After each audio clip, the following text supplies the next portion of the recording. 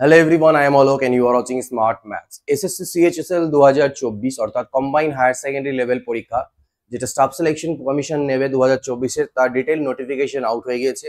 June বা জুলাইতে পরীক্ষা, হাতে আর বেশি একটা সময় তোমাদের নেই। যাই হোক, নোটিফিকেশনটা আমরা দেখবো এখানটায় কি কি ইম্পর্টেন্ট পয়েন্টস আছে, কিরকম সিলেবাস, কিভাবে তোমাদের প্যাটার্ন কি আছে, এলিজিবিলিটি কি আছে এবং ভ্যাকেন্সি কত আছে, সেই সকল বিষয়গুলো।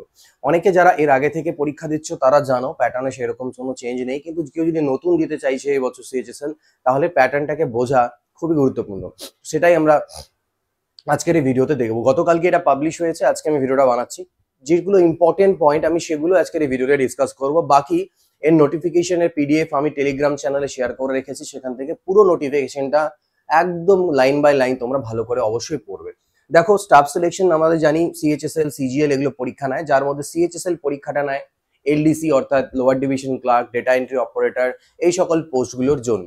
তো দেখো, এটার অলরেডি নোটিফিকেশন এসএসসি নতুন ওয়েবসাইট ssc.government.in যেটা, সেটাতে এর আগে nic.in ছিল, চেঞ্জ করে gov.in করা হয়েছে, সেখানে তোমরা পেয়ে যাবে। সেখানেই তোমাদের ফর্ম ফিল আপ বা এটসেট্রা সবকিছু করতে হবে। দেখো, এখানে আমি কিছু পয়েন্ট মার্ক করে রেখেছি। কম্বাইন্ড হায়ার সেকেন্ডারি 10+2 আমরা এটাকে বলে থাকি, একটা সিজিএল হয় আর এটাকে 10+2 বলে। তো অনলাইন অ্যাপ্লিকেশন যেটা, সেটা 8 তারিখ থেকে স্টার্ট হয়ে গেছে, 8 এপ্রিল থেকে, অর্থাৎ কি বলছে 8 April dates for submission of online application, সেটা 8 এপ্রিল থেকে। আচ্ছা, তার মানে আগেই পাবলিশ, 1-2 দিন আগেই পাবলিশ হয়েছে, আমি আজকে ভিডিও বানাচ্ছি, ঠিক আছে। যাই হোক, 8 এপ্রিল থেকে নিয়ে 7 মে অবধি, ঠিক আছে, আজকে তো 10 তারিখ, তো 8 এপ্রিল থেকে নিয়ে 7 মে, অর্থাৎ already form fill up start হয়ে গেছে, তোমরা ফিল আপ করতে পারো। লাস্ট ডেট আর টাইম হচ্ছে 7 মে গেল এটা। আর last date and time for making online payment, এটাও 8 মে অবধি। আর কি, পরে যদি কোনো ভুল ভ্রান্তি হয় তাহলে সেটা কারেকশন করার তোমাদের টাইম লাইন থাকছে এই টাইমটা, 10 মে থেকে নিয়ে 11 মে অবধি তোমরা এটাকে কারেকশন করতে পারবে। বাট আমি বলবো ফর্ম ফিল আপ করার সময় একবারে একদম ফাইনাল করবে, ঠিকঠাক করে দেখে, যেন কারেকশনের দরকারই না পড়ে, ঠিক আছে। অনেকে খুব তাড়াহুড়ো করে ফর্ম ফিল আপ করে না বুঝে শুনে, সেটা করো না, দেখে শুনে করো, ভুল হবে না। তারপরে schedule of tyre 1 computer based পরীক্ষা, টায়ার 1 যেটাকে বলি বা প্রিলিমস পরীক্ষা, সেটা জুন বা জুলাই বলে রয়েছে। যে জুন জুলাই যখন বলা আছে, মানে ধরে রাখো জুনের শেষের দিকে, অর্থাৎ যদি এটা এপ্রিল ধরি তাহলে এপ্রিল মে জুন 3 মাসের মতন তোমাদের কাছে মোটামুটি ভাবে 2.5 থেকে 3 মাস টাইম আছে। এবং যে এসএসসি আজকাল যে ডেট বলছে তখনই পরীক্ষা হচ্ছে, তো মোটামুটি ধরে রাখো জুনের শেষে বা জুলাই প্রথম দিকে তোমাদের কিন্তু পরীক্ষা অবশ্যই হবে। আর এই টায়ার 2 এর ডেট পরে বলবে, তো ধরে রাখো তার 2-3 মাস পর তোমাদের টায়ার 2 মোটামুটি ভাবে হবে। আমি শুধু ইম্পর্টেন্ট জায়গাগুলো আজকে ডিসকাস করছি। পে স্কেল, কি কি পোস্ট থাকে, লোয়ার ডিভিশন ক্লার্ক বা এলডিসি থাকে, যেটা পে লেভেল 2 এর মধ্যে আসে, ঠিক আছে, যেটার বেসিক পে 19,900 থেকে নিয়ে এটা হতে পারে, তো 19,900 তারপরে ক্যালকুলেট করো মোটামুটি ভাবে তোমরা এটা দেখতে পাবে। স্যালারি আমি পরে ক্যালকুলেট করে বলবো, তাও মোটামুটি 35 সামথিং এর কাছাকাছি আই থিঙ্ক স্যালারি হয়ে যাবে বর্তমানে, ঠিক আছে। তারপরে দেখা যাক, আরেকটা আছে ডেটা এন্ট্রি অপারেটর, এটা হচ্ছে লেভেল 4 এবং লেভেল 5 আছে, দুটো পোস্ট আছে, একটা লেভেল 4 এর আছে, লেভেল 5। তো লেভেল 4 তো বুঝতেই পারছো ভালো, লেভেল 4 লেভেল 5 ও ভালো লেভেলের, 2800 গ্রেড পে যেটাকে আমরা আগে বলতাম, সেটা আছে। এছাড়া আছে data entry operator grade A আছে, পে লেভেল 4, আর একটা আলাদা টাইপের ডেটা এন্ট্রি অপারেটর। এখান থেকে সিএজি ক্যাগে ডেটা এন্ট্রি অপারেটর থাকে এবং আদার কিছু মিনিস্ট্রিতেও থাকে। আচ্ছা, ভ্যাকেন্সি যদি কথা বলি, দেখো টেন্টেটিভ ভ্যাকেন্সি তোমরা দেখতে পাচ্ছ এখানে। টেন্টেটিভ ভ্যাকেন্সি কত বলা আছে, 3,712টা টেন্টেটিভ ভ্যাকেন্সি, ঠিক আছে, অর্থাৎ পরবর্তীতে চেঞ্জ হতে পারে, কমতেও পারে, বাড়তেও পারে, বাট 3712 তো এরকমই থাকে। বলতেও গেলে ভালোই ভ্যাকেন্সি আছে, কারণ সাধারণত সিএইচএসএল এ থাকেই না। এক সময় সিএইচএসএল এ পোস্টাল অ্যাসিস্ট্যান্ট নেওয়া হতো, তখন অনেক ভ্যাকেন্সি থাকতো। তারপরে পোস্টাল অ্যাসিস্ট্যান্টকে যখন সিজিএল এ দিয়ে দেওয়া হলো, তারপরে ওখানে কিছু পাচ্ছেই না। বাট যাই হোক, এই ভ্যাকেন্সি তো যেটুকু আছে, ভ্যাকেন্সি কমই থাকুক, বাট অ্যাকচুয়ালি পরীক্ষাগুলো ঠিকঠাক হচ্ছে, ফেয়ারলি হচ্ছে, এটা বড় একটা ব্যাপার। সেই জন্য তোমাদের উপর ডিপেন্ড করছে, তোমাদের প্রিপারেশন লেভেলের উপরে। নেক্সট যদি আসি, কিছু ইম্পর্টেন্ট আরো পয়েন্টস আমরা এবার দেখবো কি। এবার দেখো, ন্যাশনালিটি অফ সিটিজেনশিপ এলিজিবিলিটি চলে আসি, কি কি এলিজিবিলিটি ক্রাইটেরিয়া আছে। এলিজিবিলিটি ক্রাইটেরিয়ার কথা যদি বলি, তো তোমাকে এখানটা কি বলছে, সিটিজেন অফ ইন্ডিয়া হতে হবে, এটা স্বাভাবিক ব্যাপার। এ সাবজেক্ট অফ নেপাল হতে পারো, অথবা এ সাবজেক্ট অফ ভুটান হতে পারো, এগুলো আছে। মধ্য কথা, তোমাদের ইন্ডিয়ান বা ভুটান এগুলো কিছু কিছু সিটিজেনশিপ রয়েছে, এগুলো আছে। তো ম্যাক্সিমাম তোমরা তো ইন্ডিয়া থেকে দিচ্ছ পরীক্ষা, তো এটা তোমরা দিতে পারবে। এরপরে হচ্ছে গিয়ে কি, আরেকটা কি আছে, only male candidates are eligible for the post in the border road organisation. একটা বিআরও বলে পোস্ট থাকে বর্ডার রোড অর্গানাইজেশনে, ওটা শুধু মেল ক্যান্ডিডেটদের জন্য এলিজিবল এবং তার কিছু ক্রাইটেরিয়া, ফিজিক্যাল ক্রাইটেরিয়া বা এই সকল জিনিসপত্র কিন্তু আছে ওখানটায়। এজ লিমিটের কথা যদি বলি, এজ লিমিটটাকে দেখো কোন ডেট হিসাবে ক্যালকুলেট করা হচ্ছে। এজ লিমিট ক্যালকুলেট করা হচ্ছে 1/8/2024 হিসেবে, অর্থাৎ যে বয়স হতে হবে এটার জন্য সেটা 1/8/2024 এই ডেট অনুযায়ী হতে হবে। 1 আগস্ট 2024, অর্থাৎ আগস্ট তো এখন আসেনি, বাট সেই হিসেবে তোমাদের ডেট হতে হবে এবং সেটা আমি এখানে দেখিনি কি বলছে। The crucial date for age recording is fixed as 1 August 2024 in accordance with the provisions of the, যাই হলো গেল।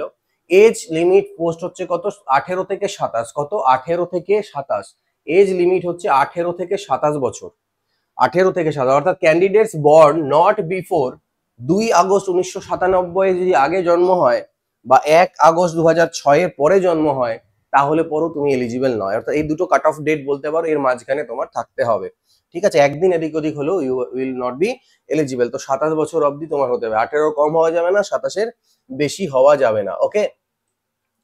এবার আসছি এর পরে দেখি কি আছে আর পয়েন্ট ইম্পর্টেন্ট। আচ্ছা, রিল্যাক্সেশনের কথা যদি বলা হয়, কিছু এজ রিল্যাক্সেশন যেরকম সেন্ট্রাল গভর্নমেন্টে থাকে, ফর এসসি এসটি 5 বছর, এসসি এসটি দের জন্য 5 বছর থাকে, ওবিসি দের জন্য 3 বছর থাকে, পিডব্লিউবিডি আনরিজার্ভ 10 বছর আছে, এগুলো আরো কিছু কিছু ক্যাটাগরি আছে। আচ্ছা, আর কি আছে এখানে, যদি তুমি by chance central government employee হও, এটা ম্যাক্সিমাম অনেকে অনেক সময় নিয়ে থাকে, তুমি সেন্ট্রাল গভর্নমেন্ট এমপ্লয়ি হলে 3 বছরের কন্টিনিউয়াস সার্ভিস করেছো, তাহলে পরে তুমি এই পোস্টগুলোর জন্য দিতে পারবে up to 40 years of age, age relaxation পেয়ে যাবে সেক্ষেত্রে। এটা অনেক সময় অনেকে করে, একটা হয়তো অন্য পোস্টে আছে বাট দেখা হলো তার বয়স পার হয়ে গেছে, বাইরে পোস্টিং আছে, স্টেটে ফেরত আসতে চায়, পে প্রোটেকশন পেয়ে যায়, অর্থাৎ স্যালারি কম হয় না, স্যালারি যা পাচ্ছিল সেটাই পাবে, হয়তো লোয়ার পোস্টেও চলে আসে এরকম অনেকে। তো বাট এজ নেই বা এজ নেই দেওয়ার, আর তখন তারা চাইলে সেন্ট্রাল গভর্নমেন্ট এমপ্লয়ি 3 বছরের বেশি চাকরি করে নিয়েছে, এজ রিল্যাক্সেশন নিয়ে তারা পরীক্ষা দিতে পারে 40 ইয়ার্স অফ এজ। এটা অনেকে করে থাকে, দেখালো তুমি ভালো বড় পোস্টে আছো, অন্য কোনো পোস্টে আছো, বাট সেখানে তোমার ভালো লাগছে না বা বাইরে পোস্টিং আর পরীক্ষা দেওয়ার বয়স পার হয়ে গেছে তোমার, তখন 3 বছর কন্টিনিউয়াস সার্ভিস করার পরে তুমি এজ রিল্যাক্সেশন নিয়ে, ঠিক আছে, তুমি আবার এটা দিতে পারো। সিজিএল এর ক্ষেত্রেও তোমার এরকম দিতে পারো, বাট এটা only for group C post, group B পোস্টের জন্য কিন্তু নয়, গ্রুপ সি পোস্টগুলোতে তুমি আপ টু 40 ইয়ার্স সেক্ষেত্রে দিতে পারবে, এটা অনেকেই নিয়ে থাকে। আচ্ছা, তারপরে যেটা আসছি, এখানে ইম্পর্টেন্ট কিছু আর পয়েন্ট আছে, এবার আমরা দেখে নেবো সিলেবাস বা এটসেট্রা কি জিনিস আছে। এগুলো যে প্রত্যেকটা ছোট ছোট পয়েন্ট, এগুলো দেখো প্রথমবার অ্যাটলিস্ট তোমাদেরকে পড়তে লাগে, যখন তোমরা পরীক্ষা দিচ্ছ তোমাদের ছোট ছোট জিনিসগুলো পড়া উচিত, নালে পরে অনেক ইম্পর্টেন্ট তথ্য সব এর মধ্যেই দেওয়া থাকে। দিস ইজ বলতে পারো কনস্টিটিউশন তোমাদের পরীক্ষার জন্য, তো এটাই অনেকে পড়ে না, পড়া উচিত, ঠিক আছে, বাট একবার পড়ে নেবে, প্রত্যেক বছর আর দরকার পড়ে না, কারণ সেম জিনিস রিপিট করে। আচ্ছা, এবার আসছি এডুকেশনাল কোয়ালিফিকেশন ইম্পর্টেন্ট কি কি হবে। তো দেখো, ডেটা এন্ট্রি অপারেটর যেটা আছে, অথবা data entry operator grade A in ministry of consumer affairs, food and public distribution and ministry of culture, এটার জন্য 12 স্ট্যান্ডার্ড, এটার জন্য কি বলছে 12 স্ট্যান্ডার্ড পাস হতে হবে ইন সায়েন্স স্ট্রিমে with mathematics as a subject from a recognized board equivalent. এইখানে অনেককেই আলাদা করে দেয়, অর্থাৎ মাধ্যমিক কি বলছে, এইচএস এ তোমার সায়েন্স থাকতে হবে এবং ম্যাথস থাকতে লাগবে, ম্যাথস তোমার সাবজেক্টটা থাকতে হবে এবং সায়েন্স থাকতে লাগবে যে কোনো বোর্ড থেকে, তাহলেই তুমি এই পোস্টগুলোর জন্য এলিজিবল, ঠিক আছে। তো এখানে একটা পার্টকে কিন্তু বাদ করে দিল, শুধু সারাই দিতে পারবে। ফর এলডিসি অর জেএসএ, ঠিক আছে, or DEO or DEO grade A except DEOs in department or ministry mention, এই মিনিস্ট্রিগুলো যে বললো সেগুলো বাদ দিয়ে অন্যান্য যে মিনিস্ট্রিগুলো আছে সেখানটায় যে ডিইও হবে, ঠিক আছে, তাদের জন্য কি লাগবে বলছে 12 স্ট্যান্ডার্ড হতে হবে pass, equivalent exam recognised board or university, অর্থাৎ 12 পাস হতে হবে, এইচএস কোয়ালিফাইড থাকতে হবে, সায়েন্স স্ট্রিমের কথা কিছু বলা নেই। আরেকটা বলছে the candidates who appeared in their 12 standard or equivalent examination can also apply. তোমার দেখা হলো পরীক্ষায় তুমি এইচএস পরীক্ষা দিয়ে রেখেছো, তুমি তাহলেও বসতে পারো, কিন্তু সাবজেক্ট টু কি, they must possess essential qualification on or before the cut off date, অর্থাৎ 1 আগস্টের মধ্যে, কারণ এটা এপ্রিল চলছে, মে জুন জুলাই আগস্ট এখনো টাইম আছে। তো সাপোজ দেখা হলো তুমি এইচএস দিয়ে রেখেছো, অনেকে দেওয়ার পরে ভাবছে আমি পরীক্ষাটা দেবো, তুমি বসতে পারো, পরীক্ষা হয়তো দিয়ে ফেলেছো, তুমি বসতে পারো, কিন্তু তোমার 1 আগস্টের আগে রেজাল্ট বেরোতে লাগবে। তো যদি এরকম মনে হচ্ছে যে না আমার 1 আগস্টের আগেই রেজাল্ট বেরিয়ে যাবে, আউট হয়ে যাবে রেজাল্ট ফাইনালি, তাহলে তুমি কিন্তু এখন পরীক্ষা দিতে পারো অ্যাপিয়ারিং হিসেবে, বাট তারপরে যদি রেজাল্ট বেরোয় তাহলে পরে কিন্তু হবে না, রেজাল্ট ডিক্লিয়ার হতে হবে। গেল এটা। নেক্সট দেখো, এখানে কোন কোথা থেকে পড়লে, distance education etcetera, open university সব দেওয়া আছে। আর একটা ইম্পর্টেন্ট পয়েন্ট হচ্ছে it is reiterated that the result of required educational qualification must have been declared by board of university before the by the specified date, ঠিক আছে। mere processing of the result by the board or university by the crucial cutoff date does not fulfill the educational qualification, মানে result পুরোপুরি ভাবে out হতে হবে, processing চলছে ওরকম করলে হবে না, একদম ফাইনাল রেজাল্ট যে ডিক্লেয়ার করে দেয় অফিসিয়ালি সেইটা হবে। হতে পারে দেখা গেল তুমি মার্কশিট হাতে পাওনি, ঠিক আছে, বা সার্টিফিকেট পাওনি, মার্কশিট তো পেয়েই যাও বাট সার্টিফিকেট পাওনি, বা দেখা গেলো রেজাল্ট আউট হয়ে গেছে অনলাইনে দেখে দিচ্ছে, সেটা দিয়েও তোমার কাজ চলে যাবে, রেজাল্টটা আউট হতে হবে কিন্তু, ঠিক আছে। সার্টিফিকেট অনেকে পরে পায়, সেটা না হলেও হবে, বাট রেজাল্ট আউট হয়ে থাকতে হবে।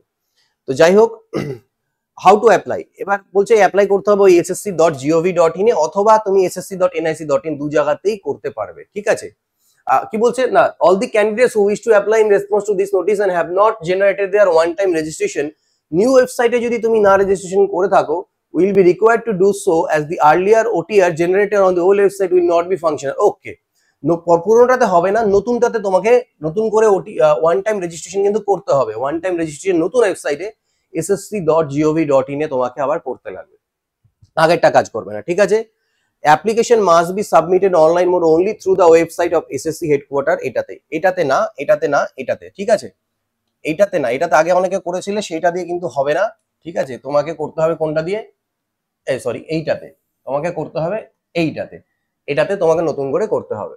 নেক্সট দেখা যাক আর কি আছে ইম্পর্টেন্ট পয়েন্টস। ওকে, এবার দেখো এখানে বলছে অ্যাপ্লিকেশন ফি, তো অ্যাপ্লিকেশন ফি কত, এসএসসি পরীক্ষাতে 100 টাকায় ফি লাগে, কাদের জন্য, ওমেন ক্যান্ডিডেটস আর শিডিউল কাস্ট এদের লাগে না, শুধু জেনারেল ছেলেদের পয়সা লাগে, ঠিক আছে। ওকে, শুধুমাত্র জেনারেল ছেলে যারা তাদেরই পয়সা লাগবে, বাকিদের পয়সা ওদের লাগছে না। Online fee can be paid by candidates, 8 তারিখ অবধি তোমরা ফি পেমেন্ট করতে পারো। ওকে, এই কোটা নোটিফিকেশনটার মধ্যে সবকিছু, সেন্টার্স তো জানো কোথায় কোথায় আছে, আমাদের অনেকগুলো রিজিয়নে ভাগ করা আছে, ইস্টার্ন রিজিয়ন, সাউদার্ন রিজিয়ন, ঠিক আছে, নর্দার্ন রিজিয়ন। তো আমাদের যেটা ইস্টার্ন, এসএসসি ইস্টার্ন রিজিয়নের মধ্যে পড়ে, তো তার যেগুলো সেন্টার গুলো হচ্ছে কি, ইস্টার্ন রিজিয়ন কাকে কাকে কভার করছে দেখো, আন্দামান নিকোবর আইল্যান্ডকে, ঝাড়খণ্ড, উড়িষ্যা, সিকিম এন্ড ওয়েস্ট বেঙ্গলকে কভার করে। তো এদের পোর্ট ব্লেয়ার, ধানবাদ, জামশেদপুর, রাঁচি, বালাসোর, বাহারামপুর। তো যারা ওয়েস্ট বেঙ্গলে পিওরলি থাকো তারা কোন কোন সেন্টার পেয়ে যাচ্ছ, তোমরা পেয়ে যাচ্ছ শিলিগুড়ি পাচ্ছ, তোমরা কলকাতা, বর্ধমান, দুর্গাপুর পাচ্ছ, ঠিক আছে, এগুলো পেয়ে যাচ্ছ, আসানসোল, মোটামুটি এগুলো 4-5টা 6টা সেন্টার তোমরা পেয়ে যাচ্ছ। নেক্সট দেখো, এগুলো গেল সব সেন্টার দেওয়া আছে ওখানটায়। আচ্ছা, টিয়ার 1 এর পরে টিয়ার 2 এর সেন্টার দেখো, এটা অনেকটা এসএসসির উপর ডিপেন্ড করে। এরকম হয়েছে তুমি 3টে প্রেফারেন্স হয়তো তোমার কাছে প্রথমে চাইবে, টিয়ার 1 যেখানে হয়েছে টিয়ার 2 সেখানে নাও হতে পারে, কারণ আমাদের সিজিএল এর সময় তাই হয়েছিল, টিয়ার 1 দিয়েছিলাম কলকাতাতে, বা টিয়ার 2 এর সময় রাঁচিতে ফেলে দিয়েছিল। তো এরকম অনেক সময় একই জায়গা হতেও পারে, একটু এদিক ওদিক হতে পারে, বাট হ্যাঁ, যে রিজিয়ন তুমি দিয়েছো সেগুলোর মধ্যে বা যে প্রেফারেন্স দিয়েছো মোটামুটি সেগুলোর মধ্যেই হওয়ার চান্সেস থাকে, বা না হলে অন্য স্টেটেও ফেলতে পারে, কারণ ওদের কাছে ডিসক্রিপশন পাওয়ার আছে সেটা। আচ্ছা, এবার হচ্ছে চলে আসছে ইম্পর্টেন্ট যেটা পয়েন্ট, সেটা হচ্ছে scheme of examination. Scheme of examination কি, the computer based examination will be conducted in 2 tiers. কটা টায়ার হবে, দুটো টিয়ার হবে, কটা, দুটো টিয়ারের পরীক্ষা হবে, টিয়ার 1, টিয়ার 2। টিয়ার 1 হচ্ছে কিন্তু কোয়ালিফাইং ইন নেচার, অর্থাৎ ওর মার্কস অ্যাড হয় না, তোমাকে কাট অফ ক্লিয়ার করতে হবে, ঠিক আছে। Marks scored by candidates in computer based examination কে নর্মালাইজেশন করা হবে মাল্টিপল শিফটে হলে, অ্যান্সার কিও তোমাদেরকে দিয়ে দেওয়া হবে, যেটা তোমরা রিপ্রেজেন্টও করতে পারো পরে, যে ভুলভাল কিছু থাকলে পরে। আচ্ছা, স্কিমটা আমরা বুঝবো যে স্কিমটা কি, স্কিম কো সমঝনা জরুরি है, ঠিক আছে। কিরকম, প্রিলিমিনারি পরীক্ষা বা টিয়ার 1 পরীক্ষায় 4টে পেপার থাকছে তোমাদের, বা 4টে সাবজেক্ট থাকছে, ইংলিশ, জেনারেল ইন্টেলিজেন্স মানে রিজনিং, ম্যাথ আর হচ্ছে জেনারেল অ্যাওয়ারনেস। ওকে, ইংলিশ ল্যাঙ্গুয়েজ কি, প্রত্যেকটাতে 25টা করে কোশ্চেন থাকবে, আর নাম্বার হচ্ছে 50, 2 নাম্বার করে তোমাদের থাকছে, আর কাট অফ নেগেটিভ মার্কিং 0.5 করে, ঠিক আছে। 60 মিনিটে তুমি টাইম পাবে, অর্থাৎ এটা প্রত্যেক বছর অ্যাজ ইট ইজই থাকে, ঠিক আছে। কাট অফ তো অনেক যাচ্ছে, 150 প্লাসও কাট অফ চলে যায় অনেক সময়, তো যাই হোক সেইভাবে প্রিপারেশন তোমাদেরকে করতে হবে। আচ্ছা, এটা অবজেক্টিভ টাইপ হয়ে গেল। নেগেটিভ মার্কিং ওই যে বললাম 0.5 আছে, আর এর মার্কস অ্যাড হবে না, শুধু কাট অফ পার করতে হবে টিয়ার 2 দেওয়ার জন্য। মেন হচ্ছে টিয়ার 2 এক্সামিনেশন বা ফাইনাল, যেটাকে বলতে পারি ফাইনাল এক্সামিনেশন বা টিয়ার 2 এক্সামিনেশন। টিয়ার 2 এক্সামিনেশন যারা প্রথমবার দিচ্ছে, এটা বুঝতে অসুবিধা হতে পারে, আমি ভালো করে ক্লিয়ার একদম বুঝিয়ে দিচ্ছি। সেটা কি, দেখো এখানে সেশনসে ভাগ করা আছে, সাবজেক্ট আছে, নাম্বার অফ কোশ্চেন আছে, ম্যাক্সিমাম মার্ক আছে, টাইম অ্যালাউড আছে। সেশন কি, সেশনের মধ্যে যদি তুমি দেখো নিচে এদিকে চলে আসবে, একটা হচ্ছে সেশন 1 বলছে, আর একটা হচ্ছে তোমার সেশন 2 বলছে। একটা সেশন 1 আছে এবং একটা সেশন 2 দেওয়া আছে, তাই তো। এবার সেশন 1 এর মধ্যে তোমার যেটা হবে আমি বলছি মোদ্দা কথা, তুমি পরীক্ষা হলে ঢুকলে, সাধারণ ভাষায় পরীক্ষা হলে গিয়ে এন্ট্রি করবে, বায়োমেট্রিক করে তুমি ঢুকলে, কম্পিউটারে বসলে, তোমার পরীক্ষা স্টার্ট হলো। সবার প্রথমে তোমার যেটা হবে, সেশন 1 আর সেশন 2 মানে হচ্ছে এদের মাঝখানে ব্রেক থাকবে। সেশন 1 দেওয়ার পরে তুমি বাইরে বেরিয়ে যাবে, খাওয়া দাওয়া করবে, দুপুরবেলা আসবে, আবার এন্ট্রি করবে, সেশন 2 দেবে। এটা হলো সেশন 1, সেশন 2। ঠিক আছে, যেরকম সিনেমাতে হয় মাঝখানে একটা ইন্টারভেল হয়, তখন আমরা বাইরে পপকর্ন খেতে যাই, ওরকম সেশন 1 এন্ড সেশন 2। সেশন 1 যখন স্টার্ট হলো তখন তোমাদের তার মধ্যে যখন কম্পিউটার স্ক্রিন খুলবে, তোমার সেকশনস থাকবে। কিরকম? সেকশন 1 থাকবে। সেকশন 1 মানে এখানে কি তুমি সুইচ করতে পারবে না। আগে যেরকম হতো আমরা কি করতাম, আমরা সুইচ করে যেতাম, অর্থাৎ যখন যেটা ইচ্ছা, রিজনিং করবো না ম্যাথ করবো না কি করবো, বাট এখানে সেশন 1 স্টার্ট হলো, তোমার কম্পিউটার স্ক্রিন খুলে অটোমেটিক্যালি সেকশন 1 খুলে যাবে, যার মধ্যে তোমার থাকবে কি, ম্যাথ থাকবে আর রিজনিং থাকবে, মডিউল 1 মডিউল 2। এটা মাথায় রাখার দরকারই নেই, মনে রাখো যে জাস্ট তুমি পরীক্ষা স্টার্ট করলে তোমার এবার একটা সেকশন খুললো যেখানে তুমি ম্যাথ আর রিজনিংই দেখতে পারবে। ম্যাথের 30টা কোশ্চেন আর রিজনিং এর 30টা কোশ্চেন। তুমি চাইলে ম্যাথ আগে অ্যাটেম্প করতে পারো, রিজনিং অ্যাটেম্প করতে পারো পরে, এইভাবে করে করতে পারো, কোনো ব্যাপার না, সেটা তুমি আগে পরে করতে পারো ওখানটায়। এটা দেখে নিতে লাগবে, আমি যখন দিয়েছিলাম আই থিঙ্ক আগে পরে করা যেত, দুটো উপরে মডিউল 1 মডিউল 2 দেখাতো, যেটা ইচ্ছা আমি আগে করতে পারি। ঠিক আছে, কিন্তু একসাথে থাকবে 30টা কোশ্চেন ম্যাথের একসাথে, আর রিজনিং এর 30টা একসাথে, এরকম না যে জাম্বলড আপ থাকবে, তা না, 30টা আলাদা থাকবে। তো এটাকে করার জন্য তুমি কম্পোজিট টাইম পাচ্ছ 1 আওয়ার টোটাল, ওই 60টা কোশ্চেন অ্যাটেম্প করার জন্য 1 আওয়ার। তো এইখানে সব থেকে বড় ম্যাটার হচ্ছে স্পিড খুব লাগবে এই জায়গাটাতে, এই সেকশনটাতে প্রচন্ড স্পিড। 60টা কোশ্চেনে 60 মিনিট, অর্থাৎ পার কোশ্চেন 1 মিনিট, প্লাস রিজনিং ও ম্যাথ আছে, তো দুটোতেই টাইম টেকিং। তো যাই হোক, সেটা তুমি করলে তোমার যেই 1 ঘন্টা আগে কমপ্লিট হয়ে গেলো, তোমাকে বসে থাকতে লাগবে, বা তুমি আর উত্তর করতে পারছো না, তাও বসে থাকো। 1 ঘন্টা যেই কমপ্লিট হলো, অটোমেটিক্যালি তোমার সেকশনটা চেঞ্জ হয়ে যাবে। সেকশন 1 চলছিল এতক্ষণ, অটোমেটিক্যালি স্ক্রিন চেঞ্জ হয়ে যাবে, স্ক্রিনে তোমার সেকশন 2 স্টার্ট হয়ে যাবে। সেকশন 2 যখন স্টার্ট হলো, এবার তুমি তার মধ্যে দেখতে পারবে মডিউল 1 আর মডিউল 2, অর্থাৎ ইংলিশ ল্যাঙ্গুয়েজ আর হচ্ছে জেনারেল অ্যাওয়ারনেস। ইংলিশ ল্যাঙ্গুয়েজে থাকবে 40টা প্রশ্ন, আর জেনারেল অ্যাওয়ারনেসে থাকবে 20টা। সিজিএল আর সিএইচএস এর মধ্যে শুধু এই জায়গাটাতেই পার্থক্য আছে নাম্বার অফ কোশ্চেনে। সিজিএল এ 45টা থাকে আর 25টা থাকে। ওকে, 3 নাম্বার করে আছে। নাম্বার যেটা বলি, এই যে কোশ্চেন গুলো দেখলে ম্যাথ, রিজনিং বা যা দেখো, প্রত্যেকটাতে 3 নাম্বার করে আছে এক একটা কোশ্চেনে। তো 3 নাম্বার ভেবো না যে অনেক বড় সড়ো কিছু দিয়ে দেবে, ডেসক্রিপটিভ এটসেট্রা, কিচ্ছু না, নর্মাল আগে যা থাকতো ওই রকমই কোশ্চেন থাকে, শুধু নাম্বারটা 3 করে দিয়েছে, ব্যাস এইটুকু। ডিফিকাল্টি লেভেল অনেক সময় আগের থেকেও ইজি থাকে, ঠিক আছে, এবার বাচ্চা থাকে, প্রিলিমস থেকে মেইনস থেকেও ইজি কোশ্চেন থাকে অনেক সময়, তো কিন্তু নাম্বার 3। তো এটা পাবে, এখানেও তুমি টোটাল 1 ঘন্টা টাইম পাবে, অর্থাৎ 60 মিনিটে 60টা কোশ্চেন। এইখানে তোমার স্পিড প্রবলেম করবে না, কারণ ইংরেজি আর জেনারেল অ্যাওয়ারনেস আছে, ওখানে স্পিড অতটা লাগে না। এখানে তোমার লাগবে কতটা অ্যাকুরেটলি তুমি করতে পারছো, অ্যাকুরেসিটা খুব মেনটেন ইম্পর্টেন্ট এই সেকশনটার জন্য। তো যদি স্পিড বিল্ড করতে গেলে তোমাকে ম্যাথ ওটা, তো আমি ওটার একটা সেপারেট ভিডিও বানিয়ে দেবো যে এসএসসি সিএইচএসএল এর স্ট্র্যাটেজি কি রকম হওয়া উচিত, আগামী 2-3 মাসে কিভাবে করে পড়বে বা কি স্ট্র্যাটেজি থাকা উচিত। এবার এইটার মধ্যে যখন এটা হয়ে গেল, এবার হচ্ছে কি সেকশন 3, যেই তোমার এটা কমপ্লিট হয়ে গেল 1 ঘন্টা 2 ঘন্টা, যেই আরেক ঘন্টা এটা ঘন্টা কমপ্লিট হলো, অটোমেটিকলি আরেকটা স্ক্রিন চলে আসবে, তোমার স্ক্রিন চেঞ্জ হয়ে যাবে, গিয়ে চলে আসবে সেকশন 3 খুলে যাবে, যেখানে তুমি মডিউল 1 দেখতে পাবে, কম্পিউটার নলেজ, 15টা কোশ্চেন, 3 নাম্বার করে 45 মিনিট, সরি 15টা কোশ্চেন, এটার জন্য তুমি টাইম পাবে 15 মিনিটে। কত টাইম পাচ্ছ তুমি? 15 মিনিট টাইম পাচ্ছ, আর নাম্বার হচ্ছে 45। ঠিক আছে, এই যে কম্পিউটার নলেজটা, এটাও কোয়ালিফাইং ইন নেচার, এটা একটা আলাদা কাট অফ পরে ডিসাইড করে, এটাতে এটা দেখছি আমরা পরে কি কাট অফটা পার করতে হয়। তো এটা গেল। এবার এটা যেই দিয়ে দিলে, অর্থাৎ 2 ঘন্টা 15 মিনিটে তুমি সেশন 1 দেবে, দিয়ে তোমার পরীক্ষা কমপ্লিট হলো, তুমি বাইরে বেরিয়ে যাও, খাওয়া দাওয়া করো, ঘুরো ফিরো, বন্ধু বান্ধবের সাথে গল্প করো, কে কেমন পরীক্ষা দিলে, দিয়ে সেশন 2 তে আবার এন্ট্রি নিলে। যখন সেশন 2 তে এন্ট্রি নেবে, তখন তোমার স্টার্ট হবে সেকশন 3। ওই যে সেকশন 3 ছিল, ওটাই আবার কন্টিনিউ হবে, কিন্তু এবার সেকশন 3 মডিউল 2 আসবে, স্কিল টেস্ট বা টাইপিং টেস্ট, অর্থাৎ session 2 is all about typing test. তো টাইপিং টেস্টের মধ্যে কি বলছে, পার্ট এ আছে, পার্ট এ যেটা, সেটা হচ্ছে স্কিল টেস্ট ফর ডিইও, যারা ডেটা এন্ট্রি অপারেটর দিচ্ছে তাদের জন্য, যারা ওদেরকে পার্ট এ দিতে হচ্ছে। আর পার্ট বি হচ্ছে স্কিল টেস্ট ফর ডিইওস এক্সেপ্ট এই ডিপার্টমেন্ট, ওই যে প্রথমে মিনিস্ট্রি ডিপার্টমেন্ট গুলো দেখলাম, ওগুলো বাদ দিয়ে যারা এলিজিবল তাদের জন্য পার্ট বি দিতে লাগবে। ঠিক আছে, ওদের 15 মিনিট ওরা পার্ট এ দেবে, এটা পার্ট বি দেবে। আর পার্ট সি কারা দেবে? যারা এলডিসি আছে তাদের জন্য। ঠিক আছে, এবার অনেকের কোশ্চেন হতে পারে, আমি যদি স্যার ওইটার জন্য এলিজিবল, এটার জন্য এলিজিবল হই, তাহলে মোস্ট প্রবাবলি যেটা হয়, তোমাকে আর এটা দিতে হয় না, কারণ এখানে দেখো টাইপিং টেস্ট ফর এলডিসি আছে, এর জন্য আলাদা করে হয়তো double typing test most probably দিতে হবে না, একটা দিলেই হবে, সেটা আমরা দেখে নিই কি বলছে, পরে কিছু না কিছু লেখা থাকবেই। Tyre 2 will include following 3 sections. যাই হোক, সেকশন 1 মডিউল এগুলো তো যেটা বললাম সেটা তোমার বুঝিয়ে দিলাম।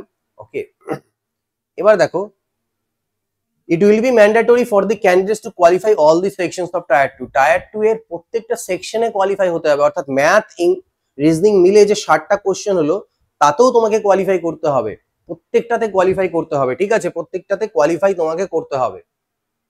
টায়ার 2 উইল কনসিস্ট, কোয়ালিফাইং এর যে পার্সেন্টেজ সেটা লাস্টে দেওয়া আছে, আমি দেখাচ্ছি কত পার্সেন্টেজ মিনিমাম প্রত্যেকটা সেকশনে পেতে হবে, অর্থাৎ ম্যাথ রিজনিং মিলে একটা সেকশন, সেখানে ওভারঅল এত পার্সেন্টেজ মার্কস পেতেই হবে বা এত নাম্বার পেতে হবে। সিমিলারলি ইংলিশ রিজনিং এত পেতে হবে, এরকম একটা মিনিমাম পার্সেন্টেজ আছে। ওকে, এবার দেখো এখানে আসছি, there will be negative marking. এখানে আবার 1 মার্কস নেগেটিভ, মানে একটা কোশ্চেন ভুল করলে মানে 4 গেল। তো খুবই ভালোভাবে আমাদের এখানে করতে হবে। ওকে, এই যে কম্পিউটার নলেজ টেস্টটা ম্যান্ডেটরি, এটা দিতেই লাগবে, কিন্তু কোয়ালিফাইং ইন নেচার। আচ্ছা, স্কিল টেস্টটা দেখো, module 2 of section 3 will include conducting skill test, typing test on the same day, একই দিনে হচ্ছে বললাম সেশন 2। আচ্ছা, এটাও কোয়ালিফাইং ইন নেচার হবে। ওকে, বাকি এরার ফেরার যা থাকে থাকলো। Skill test is mandatory for data entry operators, no candidate is exempted from appearing in the skill test. Okay, D এর জন্য ওটা ম্যান্ডেটরি। পার্ট এ, ঠিক আছে, এটা দিতে লাগবে। যাই হোক, পার্ট বি তো বললাম, বোঝালাম, পার্ট এ পার্ট বি হয়ে গেল। ওকে, 5 minute, therefore duration skill test for such candidates will be 20 minute গেল। পার্ট সি হচ্ছে typing test for other post. Okay, এই যেটা হচ্ছে আমাদের এলডিসি বা জেএস এর জন্য যেটা আছে সেটা আমাদের হয়ে যাচ্ছে।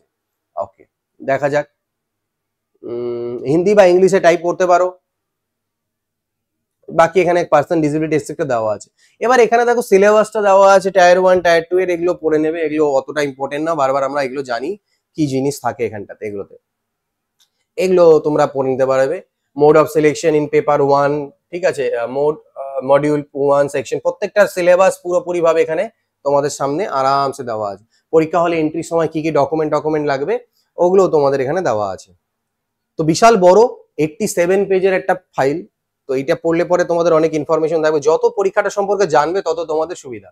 দেখো, মোড অফ সিলেকশন বলেছে minimum qualifying marks in tier 1 and section 1 section 2, যে বললাম প্রত্যেকটা সেকশনে যে মিনিমাম মার্কস পেতেই লাগবে, সেটা হচ্ছে ইউআর দের জন্য 30%, ওবিসি দের জন্য 25, অল আদার ক্যাটাগরি 20%। এই মার্কসটা মিনিমাম পেতে হবে, অর্থাৎ প্রথমে যে 60টা কোশ্চেন ছিল 180 নাম্বার, তার 30% মানে 18 3 54, সেটা তোমাকে মিনিমাম কিন্তু পেতেই লাগবে, না হলে পর হবে না।